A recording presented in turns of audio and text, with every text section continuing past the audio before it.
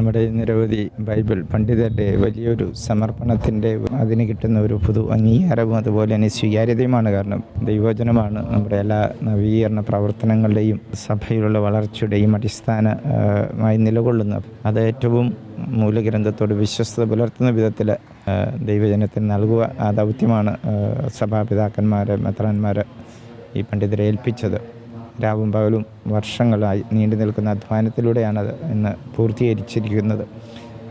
അത് സഭയുടെ പുതിയ കാലഘട്ടത്തിലേക്ക് വിശുദ്ധ ഗ്രന്ഥത്തിലുള്ള ഈ അറിവ് നമുക്ക് തമ്മിലുള്ള സഭകളുടെ ഇടയിലുള്ള ഐക്യത്തിനും അതുപോലെ തന്നെ ലോകത്തിൻ്റെ വളർച്ചയ്ക്കും സമാധാനത്തിലുള്ള വളർച്ചയ്ക്കും വിശ്വാസ ധാർമ്മിക മൂല്യങ്ങൾ കൂടുതൽ നമുക്ക് സ്ഫുടതയോടെ മനസ്സിലാക്കി മുൻപോട്ട് പോകാൻ സാധിക്കുമെന്നുള്ള പ്രതീക്ഷയാണുള്ളത്.